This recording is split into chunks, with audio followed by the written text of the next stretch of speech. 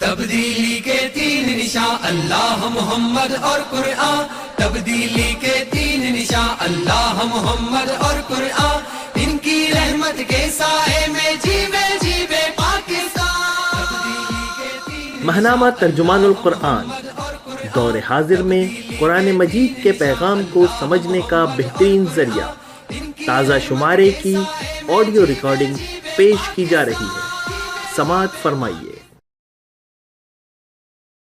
اعوذ باللہ من الشیطان الرجیم، بسم اللہ الرحمن الرحیم۔ اشارات ترجمان القرآن مئی 2017۔ موضوع ہے تحریک پاکستان سے تعمیر پاکستان تک، مشاہدات اور امکانات۔ تحریر ہے پروفیسر خورشید احمد کی، آواز ہے مطاہر صدیق چودھری کی، پیشکش ہے ادارہ اقصی آواز کی۔ 23 مارچ 2017 کو انسٹیٹیوٹ آف پالیسی اسٹڈیز اسلام آباد نے ایک خصوصی تقریب کا اہتمام کیا، جس میں مدیر عالمی ترجمان القرآن پروفیسر خورشید احمد کو دعوت دی گئی کہ چند سوالات پر اظہار خیال کریں جو 23 مارچ کی نسبت سے اہمیت کے حامل ہیں۔ اسی طرح تحریک پاکستان سے اپنے ذاتی تعلق، مشاہدات اور تجربات بیان کرنے کو کہا گیا۔ پھر تحریک پاکستان کے متعین مقاصد، محرکات اور تشکیل و تعمیر پاکستان کے امور کو توجہ کا مرکز بنایا گیا۔ نیز اس امر پر بات کرنے کی دعوت بھی دی گئی کہ اس وقت امت مسلمہ اور پاکستان کو کیا چیلنج درپیش ہیں اور ان کے حل میں نوجوانوں، خواتین اور تحقیق کار کیا کردار ادا کر رہے ہیں۔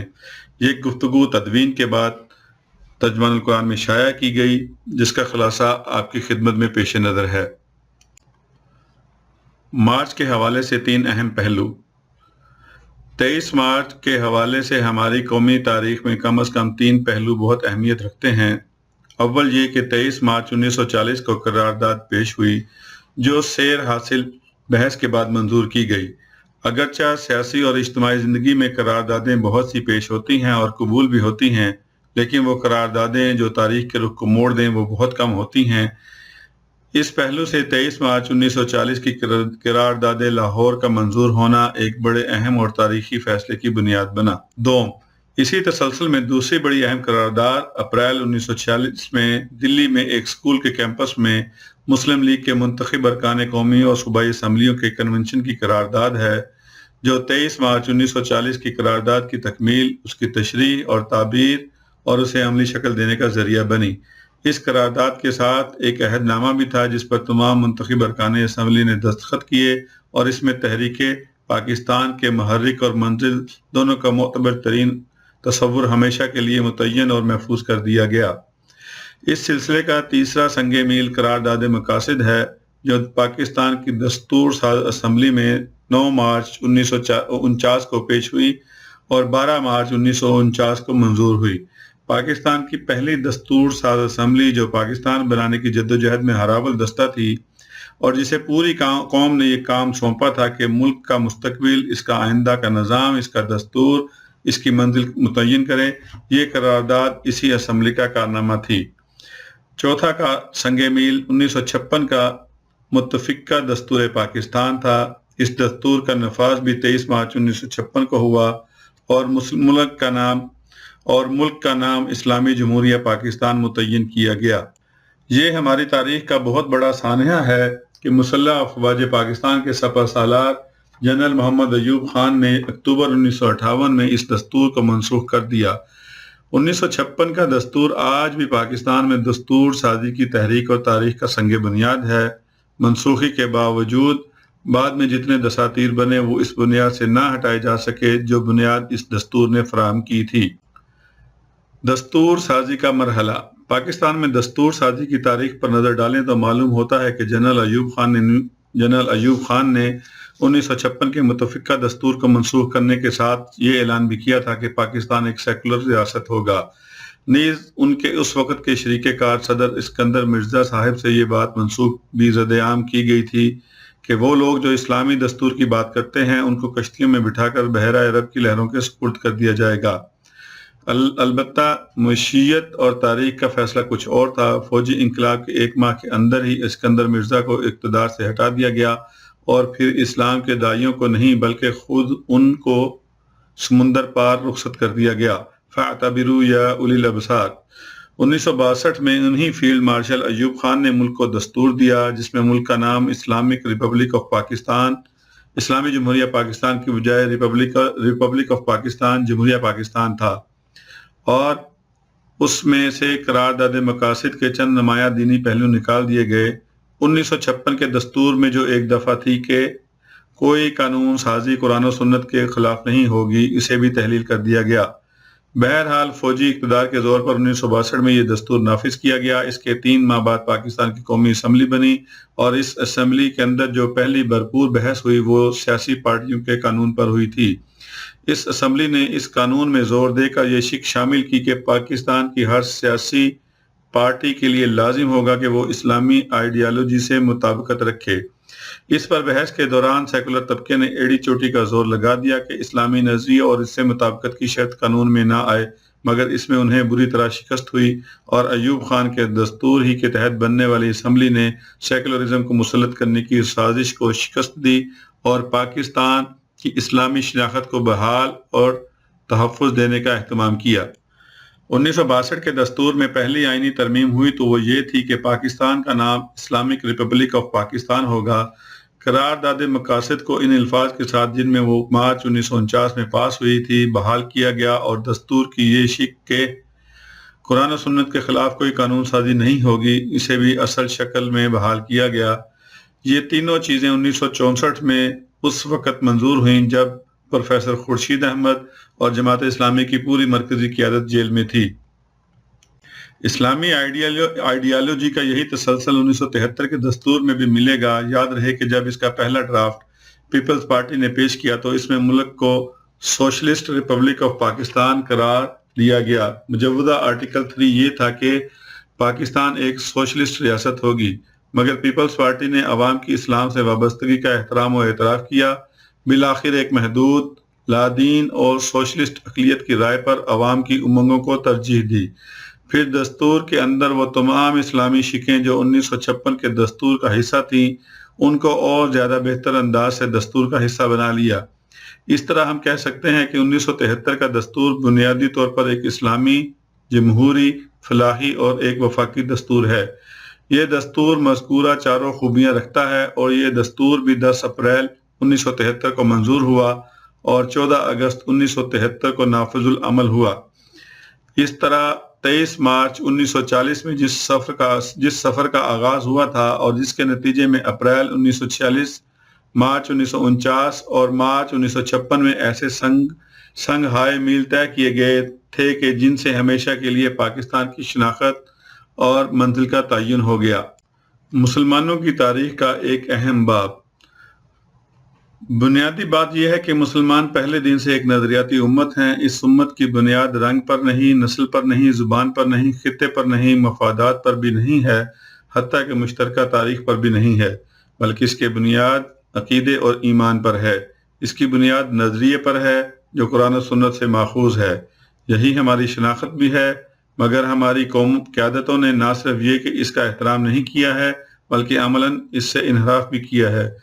بر عظیم میں آنے والا پہلا مسلمان محمد بن قاسم نہیں تھا، بلکہ دور رسالت مآب صلی اللہ علیہ وسلم میں صحابہ کرام رضوان اللہ علیہم اجمعین سندھ میں تشریف لائے تھے۔ ان کے بعد محمد بن قاسم آئے اور اسلامی حکمرانی قائم ہوئی۔ پھر شمال سے مسلمان آئے تو مسلمانوں کے اقتدار کا دور شروع ہوا۔ تاریخ کا کوئی بھی منصف مزاج طالب علم اور اسکالر یہ کبھی نہیں کہہ سکتا کہ بر عظیم پاک و ہند کے پورے دور میں کبھی مسلمانوں نے اسلام دوسروں پر زبردستی مسلط کیا۔ یہی نہیں بلکہ ہندوؤں کے ذات پات کے نظام اور ستی کے رواج سے شدید اختلاف اور انقباض کے باوجود اسے ختم کرنے کے لیے سرکاری طاقت کا استعمال کرنے سے اجتناب برتا اور افہام و تفہیم کا راستہ اختیار کیا۔ زبردستی مذہب قبول کرنے کا کوئی تاریخی واقعہ نہیں ملتا۔ اورنگزیب عالمگیر کے بارے میں جو باتیں کہی گئی تھیں وہ صریح تاریخی جھوٹ ہے، اور اس کی تردید خود بھارت کے غیر مسلم محققین نے کی اور کر رہے ہیں۔ مسلمانوں نے اپنے تشخص اور اپنی اجتماعی زندگی کی بہتری کے لیے ادارے قائم کیے اور غیر مسلموں کو بھی پورا موقع دیا کہ وہ اپنے عقیدے اور روایات کے مطابق کام کریں۔ صرف دعوت و تبلیغ سے برہمنزم میں دراڑیں پڑیں اور لوگ اس کے چنگل سے نکل آئے۔ علماء کرام اور صوفیاء اعظام نے اس سلسلے میں بڑی روشن اور تابناک خدمات انجام دیں۔ تاہم مسلمانوں کی طرف سے کوئی واقعہ ظلم و جبر کا اس زمانے میں نہیں ملتا اور ریاستی قوت کے ذریعے کبھی اسلام کو مسلط کرنے کی کوشش نہیں کی گئی۔ یہی وجہ ہے کہ جہاں تک بھی تاریخ کا مطالعہ کریں مسلمانوں کے پورے دور حکمرانی میں ہندو مسلم فسادات کا کوئی تصور نہیں ملتا۔ بلا شبہ ہندوؤں اور مسلمانوں کے درمیان جنگیں ہوئی ہیں، مگر اس کے باوجود یہ حقیقت ہے کہ مسلمانوں کی وسعت قلبی اور حسن سلوک کے باعث مسلمانوں کی فوج میں ہندو جنرل اور ہندو سپاہی بھی رہے، مسلمان سلاطین کی حکومتوں، وزارتوں اور انتظامیہ میں بھی ہندو رہے، کبھی کم اور کبھی زیادہ، لیکن ہندوؤں پر اعتماد کیا گیا اور بعض اوقات انہیں اہم ذمہ داریاں بھی سونپی گئی۔ ہندو مسلم اتحاد میں دراڑ۔ پہلی مرتبہ 19ویں صدی کے آخری عشرے میں یہ تذکرہ سامنے آنا شروع ہوتا ہے کہ مسلمانوں اور ہندوؤں میں فاصلے بڑھ گئے ہیں۔ اس وقت سے برطانیہ نے آپس میں لڑانے کے لیے رسوخ پیدا کر لیا تھا۔ اس سے قبل ہم البرونی کا سفر نامہ پڑھتے ہیں جس میں اس نے بتایا ہے کہ ہندوستان کے ہندو کیسے ہیں، بدھ مت کے پیروکار کیسے ہیں اور مسلمان کیسے ہیں اور کس طرح باہم رہتے بستے ہیں۔ یہ ہماری تاریخ ہے کہ جس میں ایک طرف مسلمانوں نے اپنی شناخت کو محفوظ کیا اور چار چاند لگائے ہیں تو دوسری طرف دوسروں کی شناخت کی حفاظت بھی کی ہے۔ اسی طرح ایک حقیقی تکثیری معاشرے کو تاریخ میں قائم کر کے روشن مثال پیش کی ہے۔ بلا شبہ تاریخ میں نشیب و فراز کا ظہور ایک حقیقت ہے، اور جو لوگ اقتدار میں رہے ان میں اچھے بھی تھے اور برے بھی۔ وہ بھی رہے ہیں جنہوں نے اسلام کا نفاذ کیا، اسلامی نظام کو ترویج دیا، اور وہ بھی رہے جنہوں نے اسلام سے اعراض کیا اور اس کی تعلیم کو اور تاریخ کو بھی بدلنے کی کوشش کی۔ لیکن دو چیزیں مشترک اور محکم ہیں، ایک یہ کہ اپنی نظریاتی، دینی اور تہذیبی شناخت کا تحفظ و ترقی، اور دوسرے یہ کہ اوروں کی تہذیب اور معاشرتی روایات کا احترام اور دین کے معاملے میں جبر سے اجتناب۔ تاریخ یہ بتاتی ہے کہ بیرونی قوت نے جب کسی ملک پر قبضہ کیا اور وہاں حکمرانی کرنے کے بعد کسی وجہ سے اسے جانا پڑا تو جاتے ہوئے اس نے اقتدار اسی طبقے کو دیا جن سے اقتدار چھینا تھا۔ یہ تاریخ کی روایت تھی، اسی لیے مسلمانوں کو یہ گمان تھا کہ جب انگریز جائے گا تو وہ اقتدار ہم کو دے کر جائے گا، کیونکہ اس نے ہم سے اقتدار چھینا تھا، اس لیے ہم ہی آئیں گے۔ پھر آزادی کی تحریک میں بھی مسلمان پیش تھے۔ اسی پس منظر میں 1857 کا واقعہ ہوا، اور اس سے پہلے تحریک مجاہدین کی جد و جہد، بنگال میں فرائضی تحریک یا اس کے بعد کے سرفروشانہ واقعات ہوں۔ تاہم آہستہ آہستہ مسلمانوں پر یہ حقیقت روشن ہو گئی کہ اب جمہوریت کا دور ہے اور یہ گنتی کا معاملہ ہے، اس میں جس کی تعداد زیادہ ہوگی وہی حاوی یعنی کہ ڈومینیٹ ہوگا۔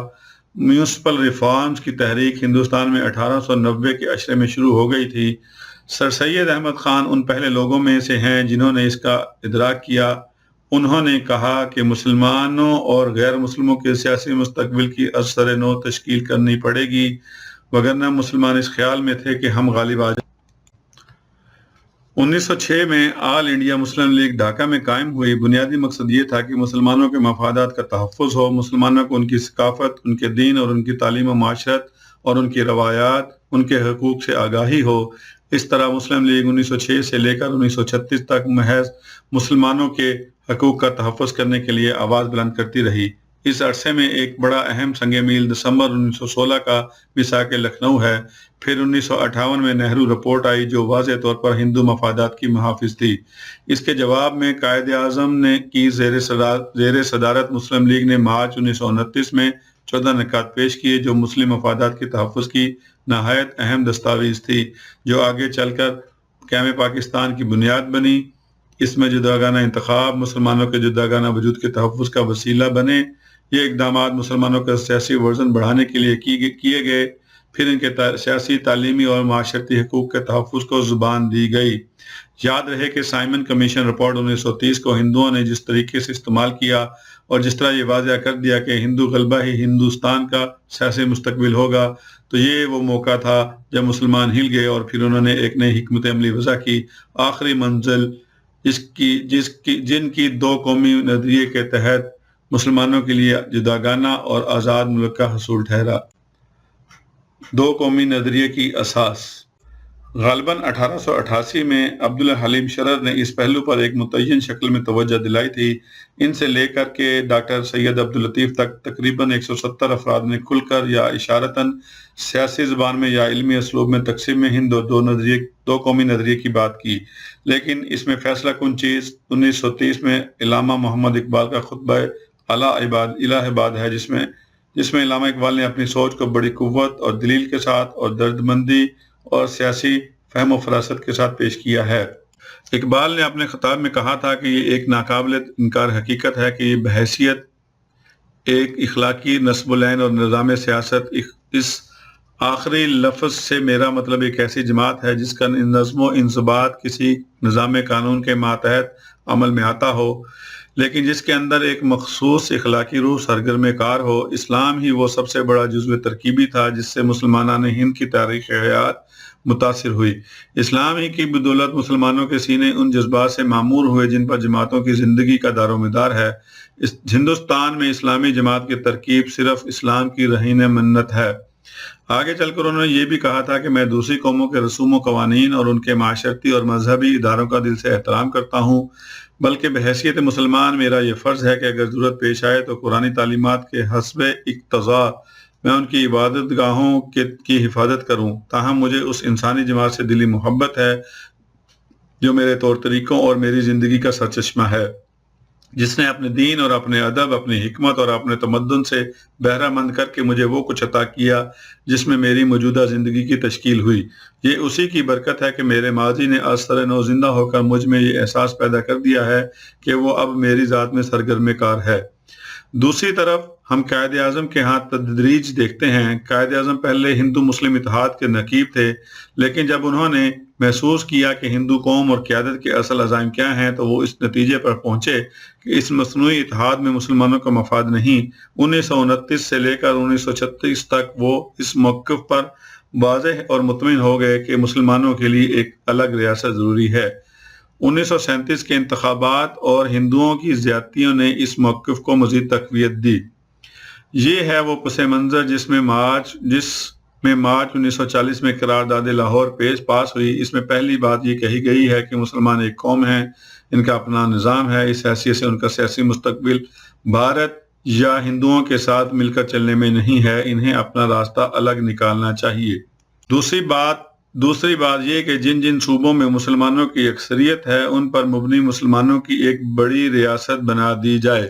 تیسری بات یہ کہ جہاں مسلمانوں کا اقتدار ہوگا وہاں غیر مسلم آبادی کے حقوق کا تحفظ ہوگا۔ ایک اور نقطہ جس کی طرف عام طور پر ہم توجہ نہیں کرتے وہ یہ ہے کہ اجلاس 22 مارچ کو شروع ہوا، 23 مارچ کو قرارداد پیش ہوئی اور 24 مارچ 1940 کو منظور ہوئی، لیکن مسلم لیگ کی ورکنگ کمیٹی نے چند ہفتے ہی بعد یہ اعلان کیا کہ قرارداد لاہور 23 مارچ سے منسوب ہوگی اور اس قرارداد کو 23 مارچ کی قرارداد کہا جائے گا اور 23 مارچ کا ہی دن ہر سال منایا جائے گا۔ اس کے اندر حکمت عملی یہ ہے کہ اصل چیز قرارداد کے الفاظ اور منظوری نہیں، بلکہ اصل چیز وہ جوہری ٹرننگ پوائنٹ ہے جو اس قرارداد میں واضح کیا گیا کہ اب تک ہم اپنے حقوق کے لیے ایسے فریم ورک میں راستے تجویز کر رہے تھے جو ایک ہندوستان میں تھا۔ اب ہم نے یہ طے کر لیا ہے کہ ہندو انڈیا اور مسلم انڈیا پر مشتمل ایک فیڈریشن نہیں چلے گی، بلکہ دو الگ ممالک ہونے چاہیے۔ قرارداد کے الفاظ تھے، ہرگاہ کہ اس وسیع بر صغیر پاک و ہند میں بسنے والے مسلمان ایسے دین کے پیرو ہیں جو ان کی زندگی کے ہر شعبے تعلیمی، معاشرتی، معاشی اور سیاسی پر حاوی ہے، جس کا ضابطہ محض روحانی حکمتوں، احکام، اعمال اور مراسم تک محدود نہیں۔ اس قرارداد کے ساتھ ایک حلف نامہ پڑھا گیا جس کا آغاز اس آیت سے کیا گیا تھا، ان صلاتی و نسکی و محیای و مماتی للہ رب العالمین، سورہ الانعام آیت نمبر 162۔ میری نماز، میرے تمام مراسم عبودیت، میرا جینا اور میرا مرنا سب کچھ اللہ رب العالمین کے لیے ہے، اور یہ کہ ہم عہد کرتے ہیں کہ اس قرارداد میں پاکستان کے قیام کے لیے جو خطرات اور آزمائشیں پیش آئیں گی اور جن قربانیوں کا مطالبہ ہوگا انہیں برداشت کروں گا۔ آخر میں یہ دعا درج تھی، ربنا افرغ علینا صبرا وثبت اقدامنا وانصرنا علی القوم الکافرین، سورہ بقرہ آیت نمبر 250۔ اے ہمارے رب، ہم پر صبر کا فیضان کر، ہمارے قدم جما دے اور اس کافر گروہ پر ہمیں فتح نصیب کر۔ اس دستاویز پر ہر ایک رکن نے دستخط کیے۔ دو قومی نظریہ، چند غور طلب پہلو۔ یہاں اس بات کو بھی پیش نظر رکھنا ضروری ہے کہ دو قومی نظریہ کوئی نئی چیز نہیں ہے، یہ پہلے دن سے ہے۔ یہ دو قومی نظریے کی بنیاد اسلام کا یہ تصور ہے کہ زندگی گزارنے کے دو ہی طریقے ہیں، ایک یہ ہے کہ اللہ کو الہ مان کر اس کی عبادت اور اس کی اتباع میں رسول کریم صلی اللہ علیہ وسلم کا بتایا ہوا طریقے زندگی اختیار کیا جائے، جبکہ دوسرا راستہ چاہے وہ کسی دوسرے مذہب پر مبنی ہو یا لادینیت کی بنیاد پر یا الحاد کے نام پر ہو یا کسی بھی نام پر، وہ الگ راستہ اور الگ نظریہ ہے۔ اس کی تلقین ہمیں سورہ فاتحہ دن میں 5 نمازوں میں بار بار کرائی جاتی ہے کہ اہدنا الصراط المستقیم صراط الذین انعمت علیہم غیر المغضوب علیہم ولا الضالین، ہمیں سیدھا راستہ دکھا، ان لوگوں کا راستہ جن پر تو نے انعام فرمایا، جو معتوب نہیں ہوئے، جو بھٹکے ہوئے نہیں ہیں۔ یہ 2 واضح طریقے ہیں۔ دوسری اہم بات یہ ہے کہ 2 قومی نظریہ اس بات کی ضمانت ہے کہ اسلام سے ہٹ کر جو بھی نظام ہوگا اسے بھی باقی رہنے کا حق ہے۔ یہ دنیا دارالامتحان ہے۔ اسلام، اللہ نے انسان کو یہاں ایک مقصد کے لیے پیدا کیا ہے اور وہ مقصد اس کی آزمائش ہے۔ آزمائش یہ ہے کہ اسے عقل دی گئی ہے، تقویٰ دیا گیا ہے اور ساتھ ساتھ اسے اختیار بھی دیا گیا ہے۔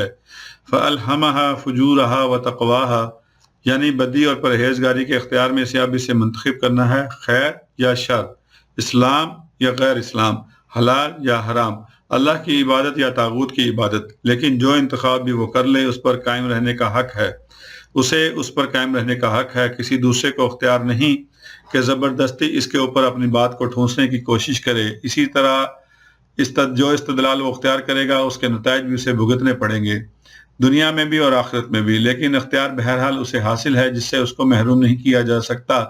لا اکراہ فی الدین، دین کے معاملے میں کوئی زور زبردستی نہیں ہے۔ سورہ بقرہ آیت 252۔ اور لکم دینکم ولی دین، تمہارے لیے تمہارا دین ہے اور میرے لیے میرا دین، سورہ کافرون میں اس حقیقت کو 2 ٹوک الفاظ میں بیان کر دیا گیا ہے۔ کہنے کا مقصد یہ ہے کہ 2 قومی نظریے کی اس بنیاد کے باوجود جو اس سے ہٹ کر رہنا چاہتا ہے اسے اپنے کیے کا آخرت میں جواب دینا ہے۔ جو لوگ کہتے ہیں کہ 2 قومی نظریہ اگر پاکستان کی بنیاد بنتا ہے تو پھر کیا باقی لوگوں کے لیے یہاں رہنے کی گنجائش نہیں ہے، وہ اس بات کو الجھانے کی کوشش کر رہے ہیں۔ بلا شبہ یہ ان کا انتخاب ہے کہ وہ اسلام قبول کریں، لیکن اگر وہ اسلام قبول نہیں کرتے تو ملک سے وفاداری کے تقاضے پورے کرنے کے ساتھ وہ ایک شہری کی حیثیت سے اپنے تمام حقوق و فرائض کے ساتھ زندگی گزار سکتے ہیں۔ اگر ایسا ہے تو سر آنکھوں پر ہمارا یہ عہد ہے کہ ہم قوت سے اسلام مسلط نہیں کریں گے۔ بلا شبہ ان دوسرے مذاہب یا افکار کے حاملین کو بھی مسلمانوں کے حقیقی جذبات اور احساسات کا پاس و لحاظ رکھنا ہوگا۔ اگر وہ اس میدان میں بے ضابطگی کا ارتکاب کریں گے تو قانون کے مطابق انہیں جواب دہ بھی ہونا پڑے گا۔ آزادی افکار کا حق انہیں حاصل ہے مگر دستور اور قانون کے دائرے کے اندر۔ اسی طرح خود مسلمانوں کو بھی جو حقوق حاصل ہیں وہ قانون کے دائرے میں ہیں، لیکن کسی کو بھی قانون اپنے ہاتھ میں لینے کا اختیار نہیں ہے۔ اسلامی معاشرے کے بھی یہ آداب ہیں اور ایک معروف جمہوری معاشرے میں بھی ان آداب کا احترام لازمی امر ہے۔ حال ہی میں عوامی رائے کے جائزے پیش کرنے والے اداروں PEW اور گیلپ نے جو سروے شائع کیے ہیں، ان میں آپ دیکھیں گے کہ بہت سے مسلم ممالک میں تو مسلمانوں کی اس امنگ کا اظہار کرنے کی والوں کی تعداد کے شریعت کو ہماری اجتماعی زندگی کی بنیاد ہونا چاہیے 70 سے 99% آبادی تک نے کیا ہے۔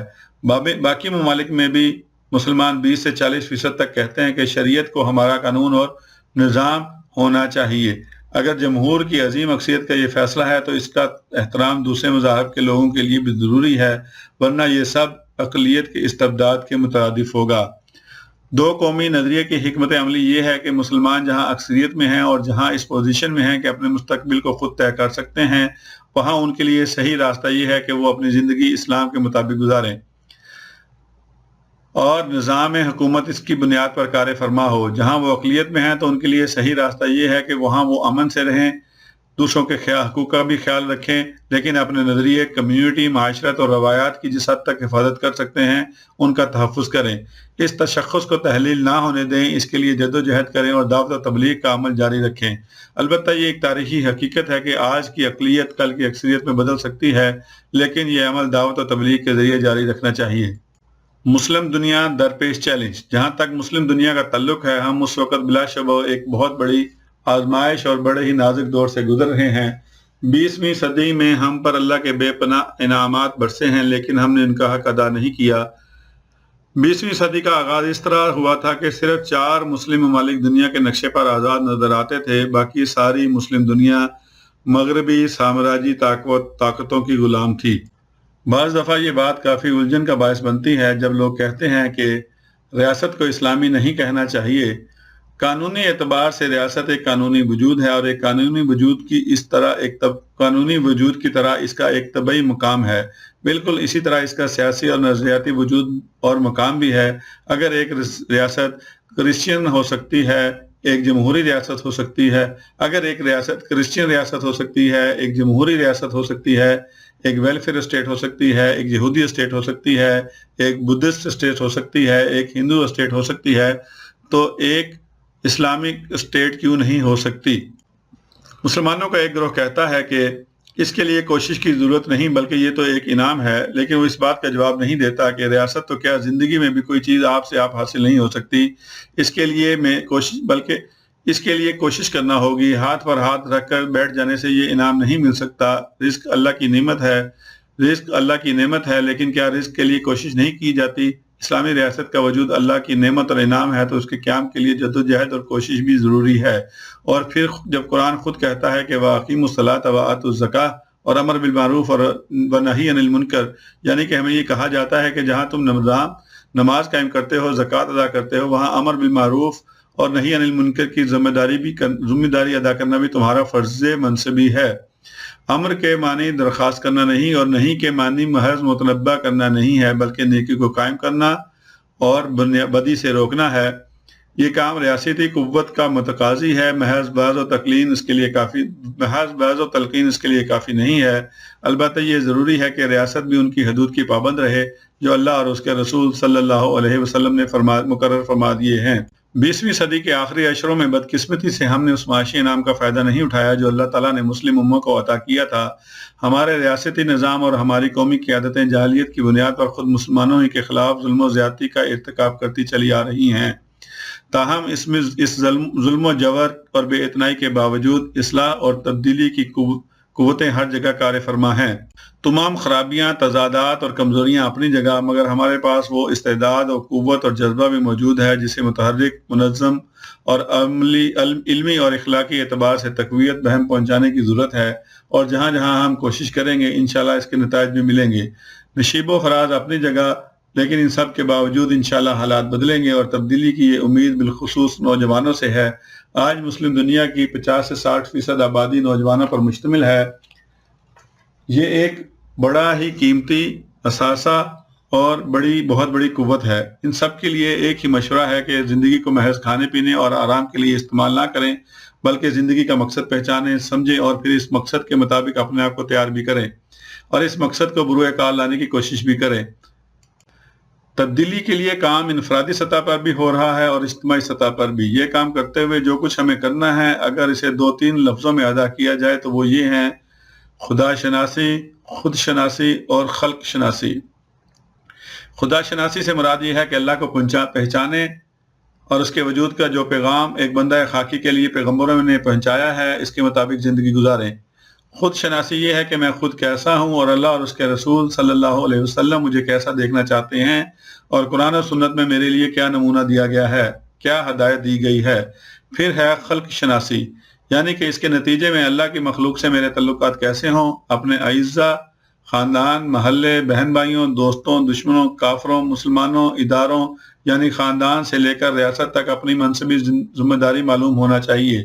اس حوالے سے نوجوانوں سے یہی گزارش ہے کہ زندگی کا مقصد متعین کیجیے، اور پھر مقصد کو سنجیدگی سے قبول کر کے اس کے تقاضوں کو قبول کیجیے۔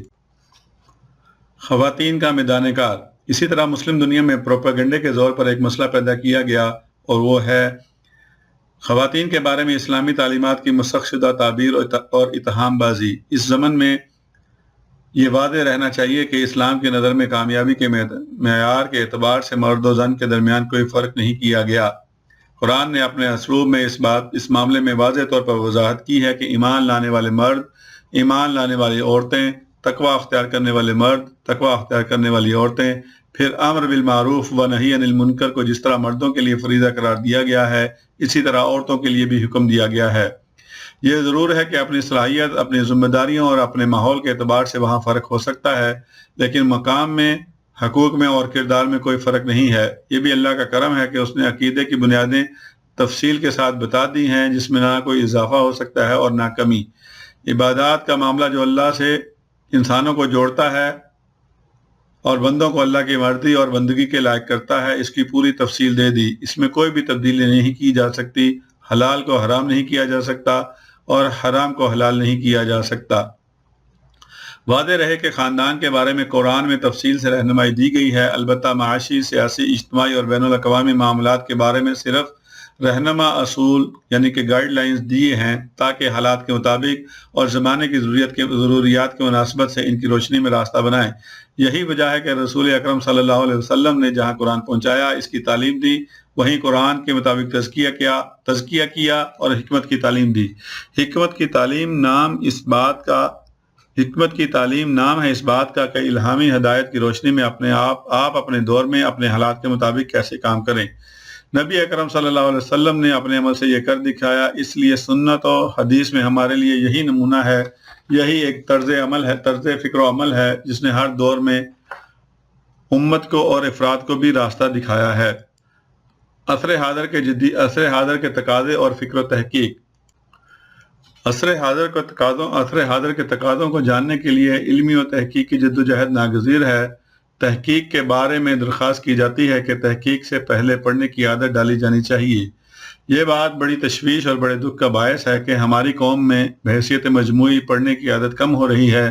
یہ اس امت کا بہت بڑا نقصان ہے۔ اللہ نے انسانوں کی رہنمائی کے لیے جو کتاب بھیجی ہے، اس کے معنی ہی یہ ہے کہ پڑھنا، سننا۔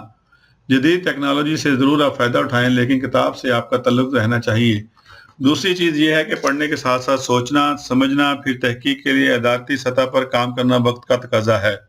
تحقیقی ذوق کے بغیر مکھی پر مکھی مارنا سخت کمزوری بلکہ حماقت کی بات ہے۔ ایک غالب و قاہر تہذیب کے مقابلے میں آگے بڑھ کر اسلامی تہذیب کو پیش کرنے کے لیے ماضی سے ربط، غور و فکر اور آج کے پیش آمدہ مسائل اور مشکلات کا جواب دینے کی صلاحیت پروان چڑھانا اشد ضروری ہے۔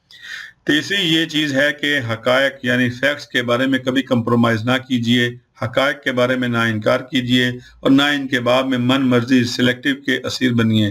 یہ ضرور متعین کیجیے کہ کیا حقائق ہیں اور کیا زیب داستان ہے۔ پھر حقائق کی روشنی میں زیر مطالعہ مسئلے کی تفہیم کیجیے۔ حقائق راستہ نہیں روکتے، وہ صرف یہ بتاتے ہیں کہ کیا چیلنجز اور کیا امکانات ہیں۔